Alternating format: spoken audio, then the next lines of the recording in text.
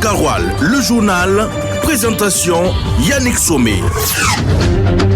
Nous sommes un peuple combattant, un peuple guerrier, un peuple digne, disait le capitaine Ibrahim Traoré lors de son adresse à la nation à l'occasion du 104e anniversaire de l'indépendance du Burkina Faso.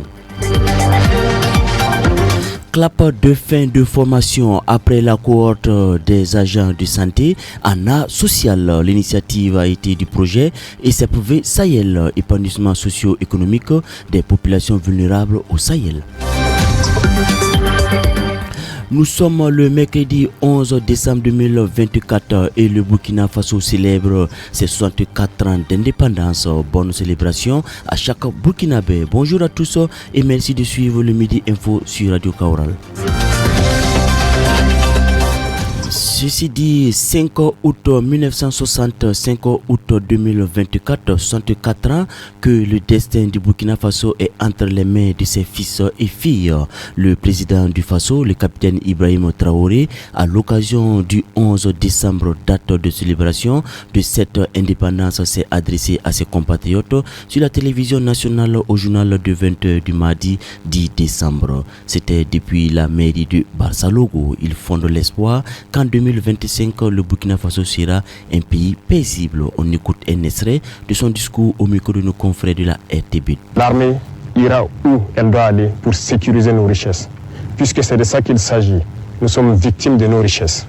Ces richesses que les impérialistes veulent, coûte que coûte, reprendre en main et nous maintenir dans notre esclavage. Nous allons les sécuriser. Et dès à présent, tous les groupements sont instruits de reprendre les opérations de manière active. Au sol comme dans les airs, nous allons traquer ces ennemis de la nation jusqu'à leur dernier retranchement.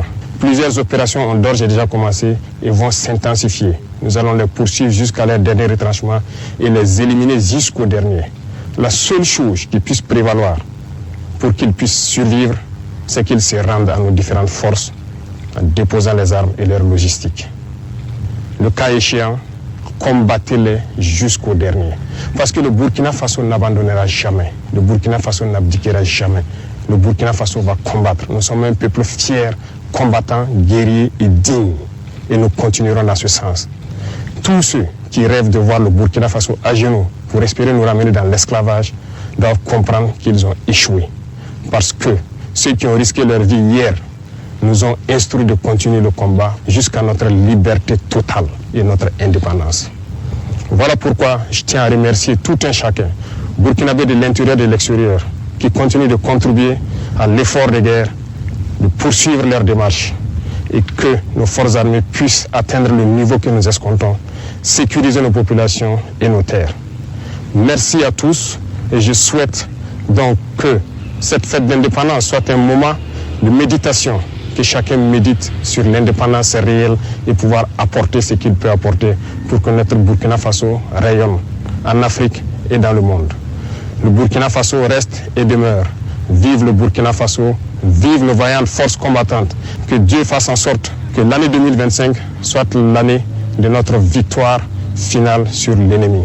La patrie ou la mort, nous vaincrons. Ce message a été enregistré dans la mairie de Bassalogo la veille de la commémoration de la fête de l'indépendance.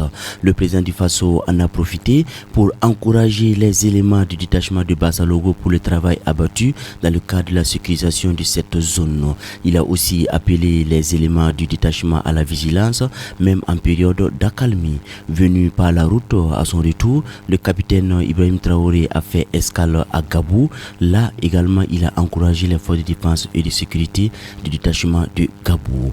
À Dori, la place située derrière la mairie a servi d'espace pour la célébration du 11 décembre 2024 dans une cérémonie sobre visant à compatir avec ces populations qui ont beaucoup perdu dans cette guerre qui nous a été imposée. Le gouverneur de la région du Sahel, le lieutenant-colonel Rodolphe Sorgo, après son discours, a décoré les récipiendaires de la médaille de l'étalon au nombre de 19.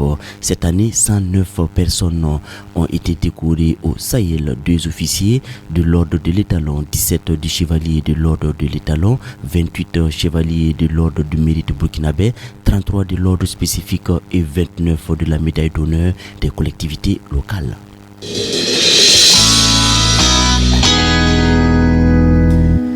Et on poursuit dans ce journal le procès de l'affaire des 3 milliards de francs CFA apporte plus de précision d'audience en audience. Les langues se délient et des confrontations révèlent la vérité sur cette affaire de détournement de fonds au ministère de l'Action humanitaire dont les faits remontent jusqu'à 2017. L'audience du mardi dernier au tribunal de grande instance de Ouaga 1 a permis d'en apprendre davantage. L'essentiel dans cet élément de Mamoudou Diallo. Au cours de l'audience du mardi, les prévenus ont pu livrer leur part de vérité sur l'affaire du détournement de 3 milliards de francs CFA. Le principal prévenu, Amadou Tenyam, qui imitait les signatures de son co-signataire de l'époque, Zulkofi Konaté, a été confronté à l'une des personnes avec qui le gâteau était partagé. Pétroline Tarpaga, qui déclare ne pas savoir que Amadou Tenyam imitait les signatures. Et au prévenu de répondre, elle savait que j'imitais les signatures. Si elle avait besoin d'argent, elle me dit et on le fait. Si j'ai besoin d'argent, je lui dis et on le fait. Sur le compte de Madame Tarpaga, j'ai bénéficié d'au moins 20 millions de francs CFA. Les sorties légales d'argent sur le compte de Pétroline Tarpaga étaient justifiées par les prêts de manutention d'Irontil. Au cours des questions-réponses entre les prévenus et le parquet, Pétroline Tarpaga affirme avoir remboursé plus de 6 millions de francs CFA au commissariat et déclare également que la voiture achetée à hauteur de 14 millions a été saisie. Pour elle, le préjudice causé à l'État a été réparé et aux avocats du Renlac et de l'agent judiciaire lui a asséné des paroles de morale. Salifou Ouedraogo, un autre prévenu, a reconnu à la barre partiellement les faits et qu'il a touché 75 millions alors que Amadou Tenyam affirme qu'il a touché 420 millions de francs CFA. Il était 18h24 lorsque le parquet a décidé de projeter des images des acquisitions du prévenu Amadou Tenyam grâce au fonds détourné. C'est ainsi qu'il a été relevé des véhicules dont une Lexus V8, une ferme à Bobo-Dioulasso, une station en construction à Bobo-Dioulasso, 2 camions saisis, un domicile, des bus en location dans des sociétés minières, un maquis-restaurant situé en zone no-loti. L'investissement sur la ferme est estimé à 100 de millions. Ceux sur le maquis et le restaurant sont à la hauteur de 200 millions de francs CFA. Indique le procureur qui ajoute que la recette journalière du maquis est de 700 à 800 000 francs CFA. Par la suite, l'audience a été suspendue et va reprendre le jeudi 12 décembre 2024. Sans transition, des agents de santé ont été à l'école du projet ICFV, épanouissement socio-économique des populations vulnérables au Sahel sur l'art social. Au cours d'une formation participative, les infirmiers et sages-femmes venus de Gorom, Falagunto et de Dori ont appris des notions pour adapter désormais leur approche vis-à-vis de leurs patients. L'atelier a eu lieu au siège du projet à Dori. Alexis Palais et Amadouli ont suivi le processus d'apprentissage. Le reportage est signé Amadouli. Apporter un changement à la manière de faire des agents vis-à-vis de leurs patients est l'objectif recherché par le projet SFPV, épanouissement socio-économique des populations vulnérables au Sahel, autour d'un projet, selon Emmanuel Kouama, consultant en art social pour le projet SFPV Sahel. L'idée de cette activité-là, c'est de pouvoir également initier ces agents de santé-là parce que nous souhaitons travailler avec eux en créant des outils d'art social qui pourront les amener à changer de comportement et également amener les usagers des centres de santé également à adopter des comportements en lien avec l'hygiène et l'assainissement. Entre cours théoriques, visualisation des capsules audiovisuelles et travail pratique, les participants ont su tirer leur épingle du jeu. Pour cette sage-femme au centre médical urbain de Gorom, Fatimata Ouelet Al-Moudou. On a retenu à travers cette formation comment sensibiliser les patients à travers l'art social, par exemple une chanson, une musique, comment amener les patients à changer de comportement et même certains agents aussi à changer de comportement. L'atelier entre agents de santé est allé au-delà de la formation en art social. Ce fut un partage d'expérience, en croire Sidi Mohamed Beloum du service des urgences du centre hospitalier régional de Dori. Cette formation est la bienvenue parce que quand on dit souvent l'art, elle est innée. Maintenant, avec la formation qu'on a suivie depuis hier, on a découvert certains talents cachés au niveau des agents de santé. Donc il y a le docteur Abdallah, qui est un mentor aussi, qui est passé en vidéoconférence, qui a encore créer plus de dynamisme dans cette session de formation. À travers cette formation, la série d'ateliers sur l'art social prend fin pour laisser les activités du terrain prendre corps avec les acteurs culturels, les enseignants et les agents de santé des localités de Douori, Falaguntu et Gorom Gorom. Foot, basket, handball, judo, cyclisme, le sport. Et on achève ce midi info par un mot de sport. Football, la Ligue des champions a livré la première manche de sa 6e journée. Le mardi, les grands d'Europe ont honoré leur titre. Bayern Munich avec un 5-1. Leverkusen qui gagne le choc de la 6e journée face à l'Inter. Milan, le Real Madrid et Liverpool gagnent aussi. La seconde manche est prévue pour ce soir avec des affiches comme Arsenal AS Monaco, Dortmund FC Barcelone et surtout un duel de titans Juventus Manchester City. Les résultats complets de cette première manche et la seconde manche de la 6e journée et les programmes de la seconde manche de la 6e journée avec Amadou Ly.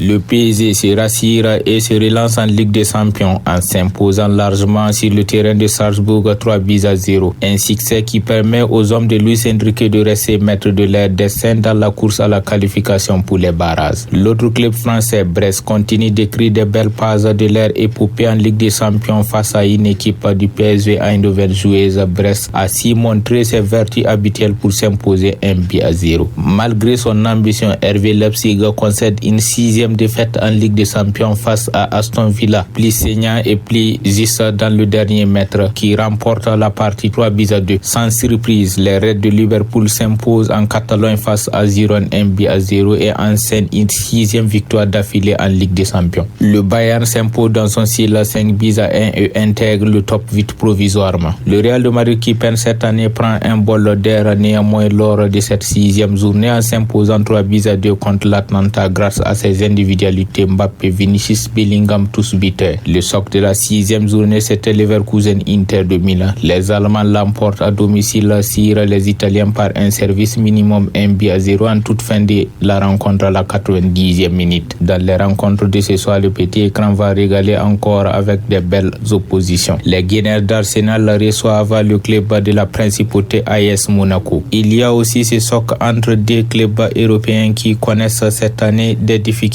en championnat. Manchester City, qui perd sa noblesse de week-end à week-end, occupe présentement la 4e place. Lui qui est habitué à la position de leader, Juventus, lui est à la 6e place en championnat et ce sont ces clubs à mal qui jouent ce soir à 20h à l'Allianz Stadium. Dans cette Ligue des Champions, les mieux classés se défient aussi. Dortmund reçoit le FC Barcelone. Autre opposition ce soir, Benfica, Bologne, AC Milan, Étoile Rouge de Belgrade. Radio Karoual, le journal, présentation Yannick Somé. L'esclave qui n'est pas capable d'assumer sa révolte ne mérite pas que l'on s'apitoie sur son sort. Cet esclave répondra seul de son malheur s'il se fait des illusions sur la condescendance suspecte d'un maître qui prétend l'affranchir sur la lutte libère. Et c'est avec ces propos de Thomas Sankara, père de la révolution burkinabé, qu'on met un terme à ce Kaoural midi. Merci d'avoir prêté oreille attentive à ce journal. La mise en onde a été assurée par Mamoudou Diallo et bonne suite de programme sur la radio Kaoural et surtout bonne célébration de l'indépendance à chaque Burkinabé.